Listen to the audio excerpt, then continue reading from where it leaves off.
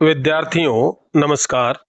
आज है 7 मार्च 2026 और आज जब आप मेरा यह वीडियो देख रहे हैं तो आप अपना इस सत्र का अंतिम पेपर देकर आ चुके हैं। तो अब हम अपने सभी पेपर्स की समीक्षा कर सकते हैं, क्योंकि अब इससे हमारे परीक्षा परिणाम पर कोई असर नहीं पड़ने वाला है। तो चलिए समय ना गंवाते हुए प्रारंभ करते हैं और जानते हैं सत्र 2026 की परीक्षा में पूछे गए रसायन शास्त्र विषय के सभी प्रश्नों के सही उत्तर। दोस्तों, हम 2026 के प्रश्न पत्रों के उत्तर देखने के लिए आधार बनाने जा रहे हैं सेट ए को।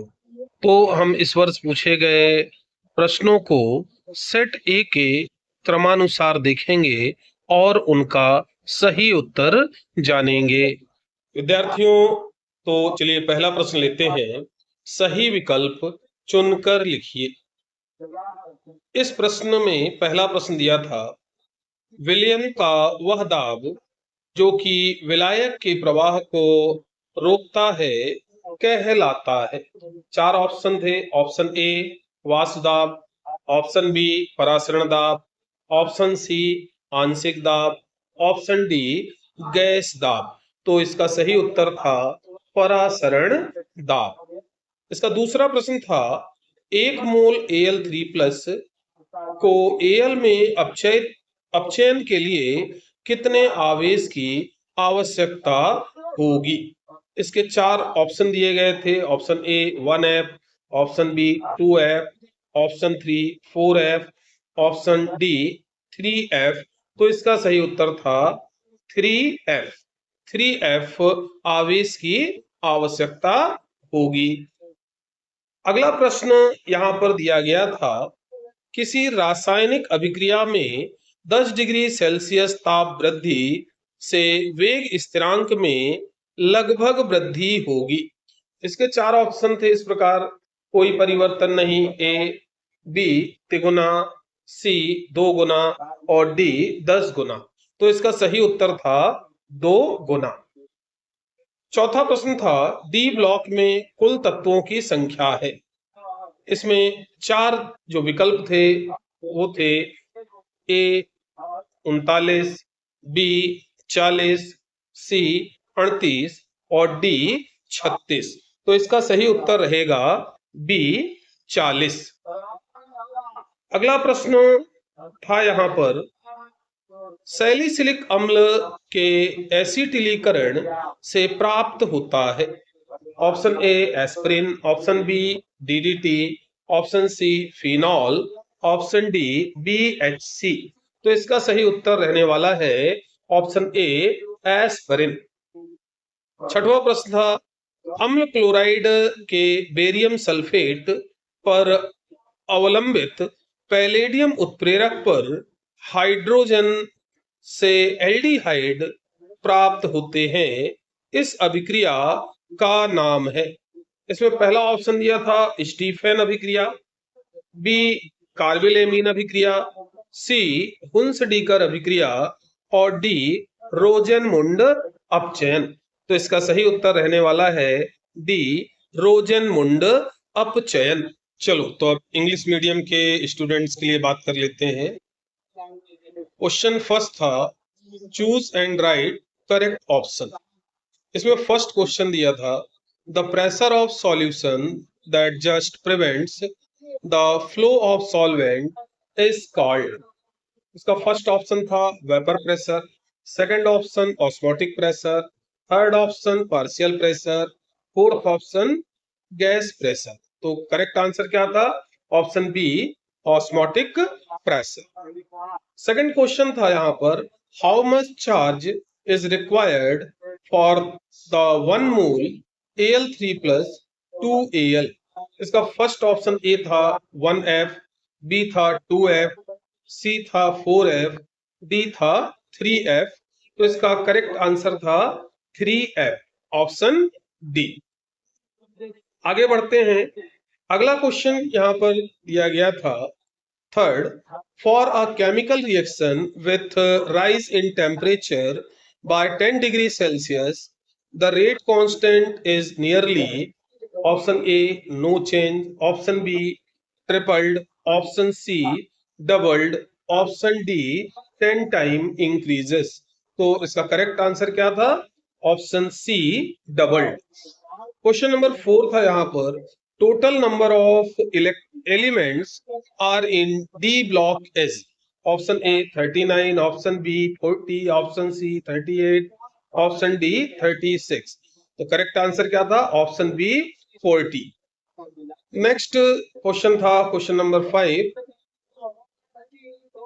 क्वेश्चन नंबर 5 यहाँ पर हमारा था acetylation of salicylic acid produces, option A aspirin, option B DDT, option C phenol and option D BSC।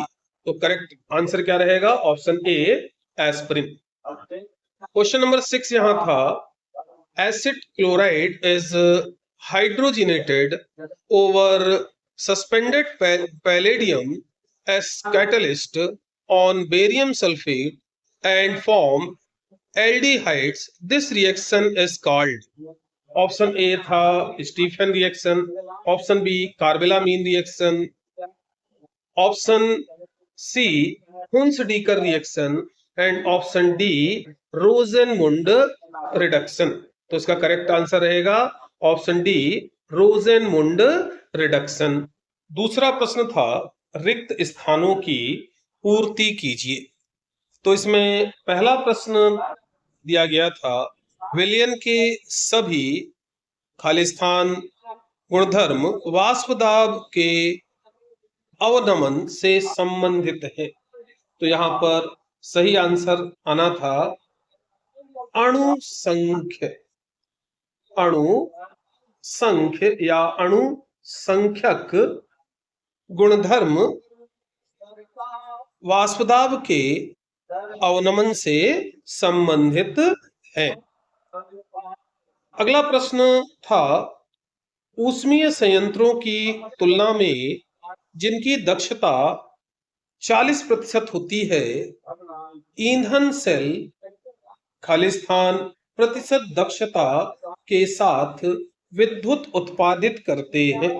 तो विद्यार्थियों वैसे तो इसका उत्तर होना चाहिए 50 से 70%।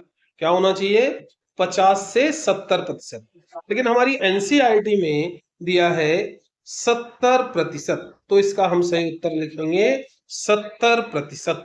70% दक्षता के साथ विद्युत उत्पादित करते हैं। अगला प्रश्न था ZnCd और Hg को सामान्यतः खालिस्तान तत्वों में शामिल नहीं किया जाता है। तो इसका सही उत्तर रहने वाला है हमारा संक्रमण। इसका सही उत्तर क्या रहेगा? संक्रमण। संक्रमण तत्वों में शामिल नहीं किया जाता है। अगला प्रश्न था CCl4 में घुली ब्रोमीन को एल्कीन में डालने से ब्रोमीन का लाल रंग विलुप्त हो जाता है। यह किसी अणु में खाली स्थान की पहचान करने की एक महत्वपूर्ण विधि है। तो इसका सही उत्तर रहने वाला स्टूडेंट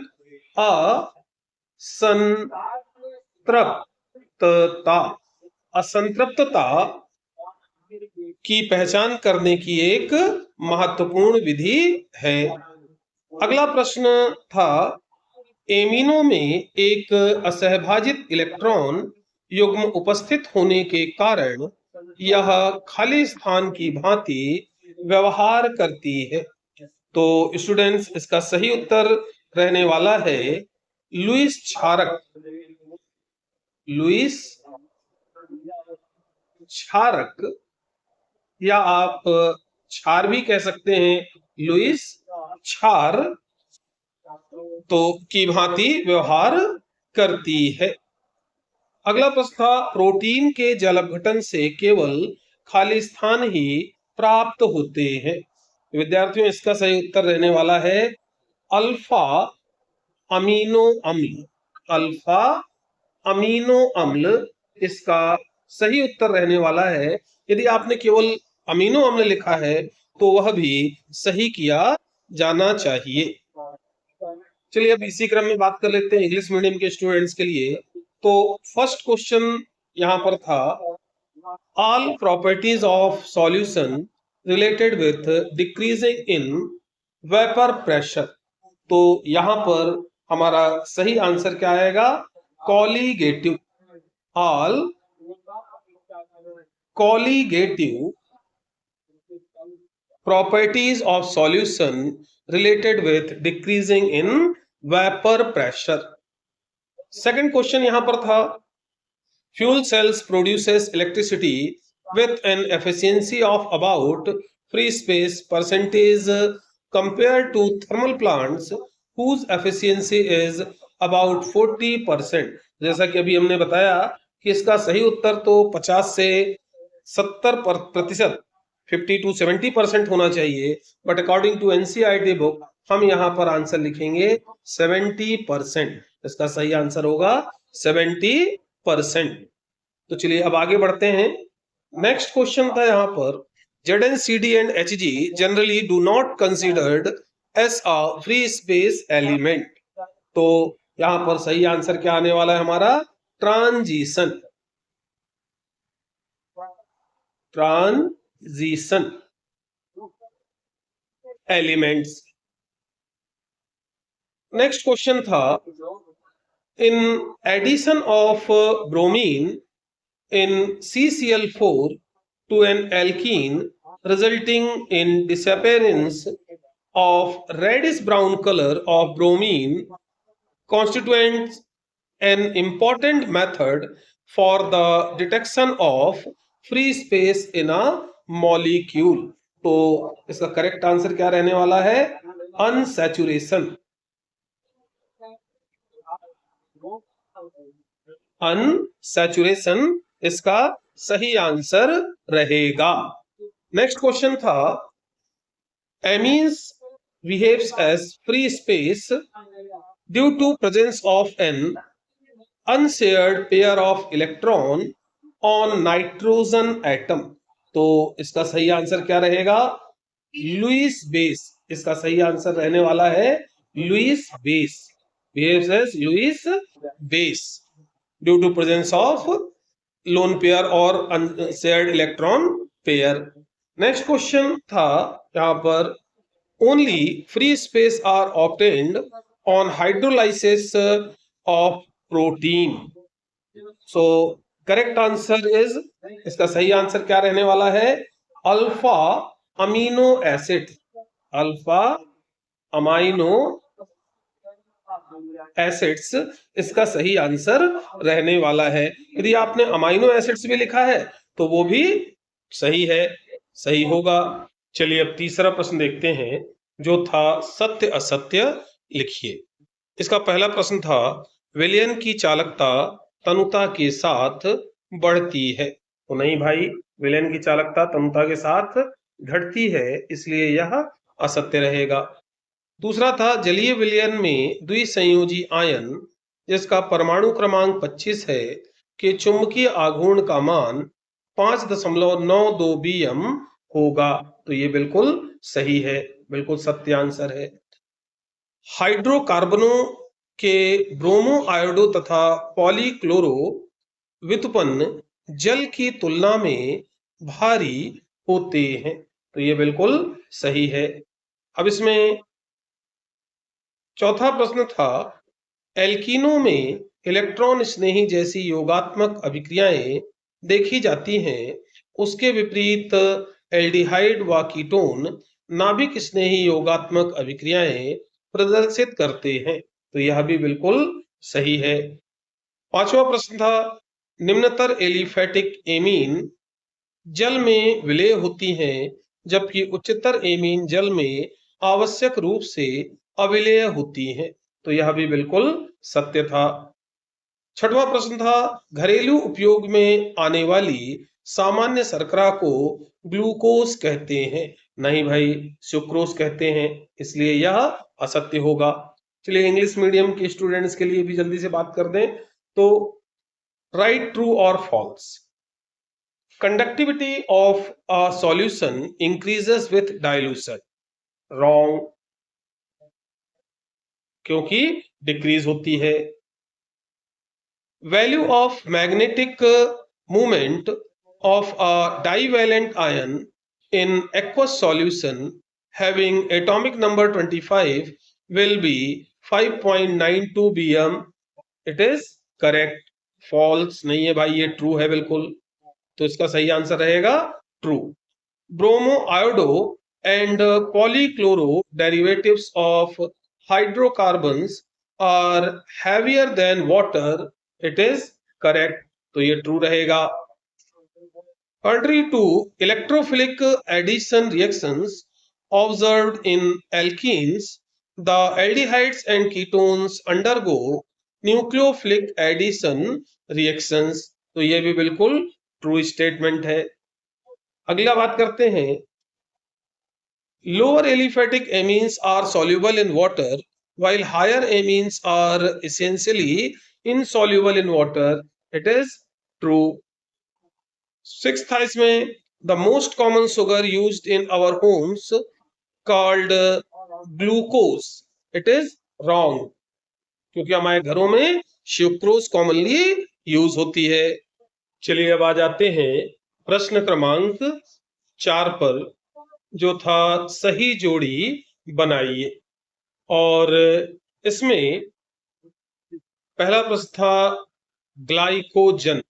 तो ग्लाइकोजन का सही उत्तर रहने वाला है जंतु स्टार्च। दूसरा था सोडियम बेंजोएट। तो सोडियम बेंजोएट क्या है? खाद्य परिरक्षक। तीसरा था 2,4,6 ट्राई नाइट्रोफिनॉल। तो 2,4,6 ट्राई नाइट्रोफिनॉल का सही उत्तर रहने वाला है पिक्रिक अम्ल। चौथा था K4FeCN6। तो इसका सही उत्तर रहने वाला है द्वितीयक संयोजकता 6। तो बी वाला इसका उत्तर है। और पांचवा था वेग बराबर के ए की घात 3/2 बी की घात ऋण 1। तो इसका सही उत्तर रहने वाला है अर्ध कोटि। तो इस प्रकार सही जोड़ी तो अत्यंत ही सरल पूछी गई थी। तो इसी प्रकार हमारे इंग्लिश मीडियम के स्टूडेंट्स के लिए भी हम बात करें तो ग्लाइकोजन का ई एनिमल स्टार्च, सोडियम बेंजोएट का सी फूड प्रिजर्वेटिव, 2,4,6 ट्राइब्रोमोफिनॉल का ए पिक्रिक एसिड, K4FeCN6 का बी सेकेंडरी वैलेंसी 6 और fifth rate is equal to K A⁻³ B⁻⁻½ का डी हाफ ऑर्डर। इस तरह से मैचिंग्स रहने वाली है, मींस द पेयर रहने वाला है, जो कि अत्यंत ही सरल इस वर्ष पूछा गया था। प्रश्न क्रमांक 5 था एक शब्द वाक्य में उत्तर लिखिए। और इसमें पहला प्रश्न था विटामिन B2 का रासायनिक नाम लिखिए। तो विद्यार्थियों, विटामिन B2 का रासायनिक नाम आप जानते ही हैं, क्या होता है? राइबोफ्लेविन। तो इसका सही उत्तर होने वाला है राइबोफ्लेविन। राइबोफ्लेविन इसका सही उत्तर है। दूसरा प्रश्न यहां पर पूछा गया था आयरन थर्ड हेक्सासाइनिडोफेरेट सेकंड का रासायनिक सूत्र लिखिए। तो इसका सही सूत्र क्या होगा? Fe4 और स्क्वायर ब्रैकेट में FeCN6 होल थ्राइस। क्यों? क्योंकि यहां पर आयरन की वैलेंसी कितनी है? 3 है। अगला प्रश्न यहां पर था द्वितीय कोटि की अभिक्रिया के दर स्थिरांक की इकाई लिखिए। तो द्वितीय कोटि की अभिक्रिया के दर स्थिरांक की इकाई क्या होती है? लीटर मूल इनवर्स सेकेंड इनवर्स। हालांकि इसे और भी कई प्रकार से लिखा जा सकता है, जैसे m इनवर्स सेकेंड इनवर्स, और इसी को हम dm क्यूब मूल सेकेंड इनवर्स भी लिख सकते हैं। तो इसमें से कुछ भी आपने लिखा होगा तो सही है। हालांकि सामान्यतः हमारे एनसीईआरटी पैटर्न और बुक के अकॉर्डिंग यदि देखें तो लीटर मूल इनवर्स सेकेंड इनवर्स सामान्यतः यहाँ पर लिखा जाता है। चलिए अब अगले प्रश्न की बात करते हैं। तो अगला प्रश्न था, शून्य प्रतिरोधकता या अनंत चालकता वाले पदार्थ कहलाते हैं। तो विद्यार्थियों, इस तरह के पदार्थों को क्या कहते हैं हम? अति चालक। इस तरह के पदार्थ कहलाते हैं अति चालक। तो इसका सही उत्तर अति चालक होगा।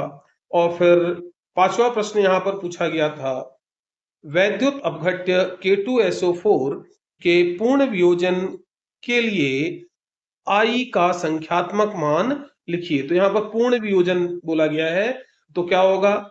2K प्लस और 1SO4 2 माइनस, तो टोटल कितना हो गया? 2 + 1 3। तो यहाँ पर हमारा सही आंसर होगा 3। I का मान यहाँ पर 3 होगा। इंग्लिश मीडियम के स्टूडेंट्स के लिए भी सेम आंसर्स हैं। Write answer in one word / sentence. तो first question, write the chemical name of vitamin B12। तो विटामिन B12 का केमिकल नेम क्या होता है? राइबोफ्लेविन। इसका सही आंसर होगा हमारा राइबोफ्लेविन। सेकंड क्वेश्चन था, write chemical formula of iron third hexacyanido ferrate second. तो इसका सही आंसर हमारा रहने वाला है Fe4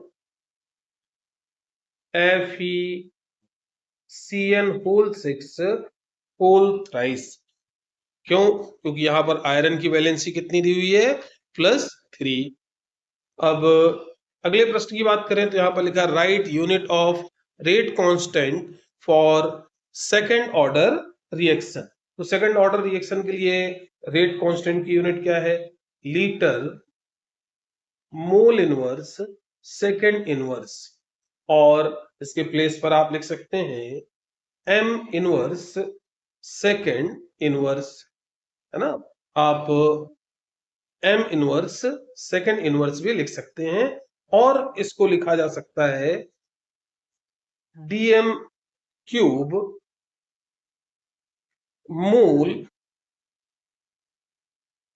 सेकेंड इनवर्स। हालांकि यदि हम अपने एनसीईआरटी की बात करें, अपने 12th के अकॉर्डिंग बात करें, तो यहाँ पर litre mole inverse second inverse ज्यादा यूज होती है।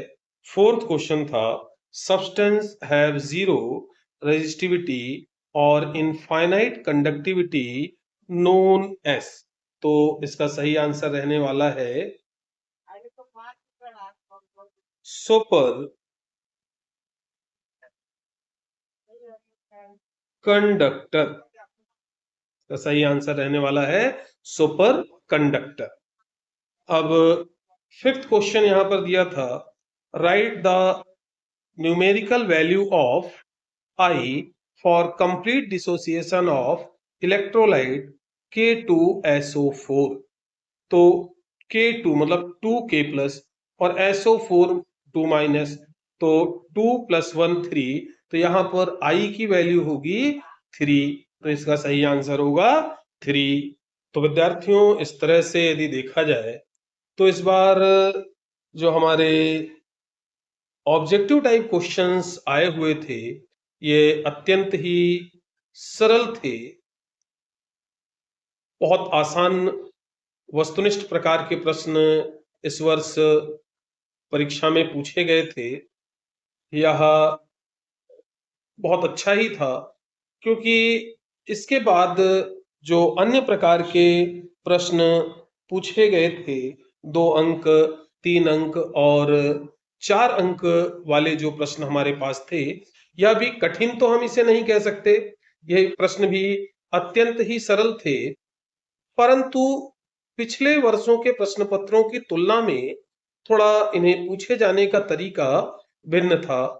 और जैसा कि सभी विद्यार्थी पिछले वर्ष के प्रश्न पत्रों को आधार बनाकर अपनी परीक्षा की तैयारी करते हैं, इसलिए उन्हें इस वर्ष का प्रश्न पत्र थोड़ा हटकर समझ में आया हो सकता है।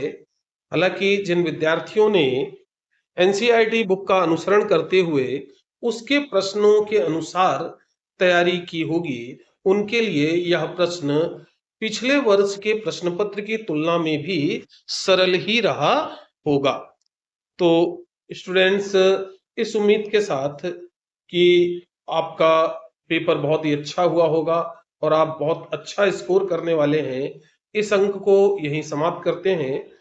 इसके अन्य प्रश्नों के उत्तर जैसे 2 अंक, 3 अंक और 4 अंक वाले प्रश्नों के उत्तर हम अपने अगले अंक में लेंगे, क्योंकि इस अंक में यह जो वीडियो है वह काफी लंबा हो रहा है। तो चलिए इसको यहीं समाप्त करते हैं, पुनः मिलेंगे।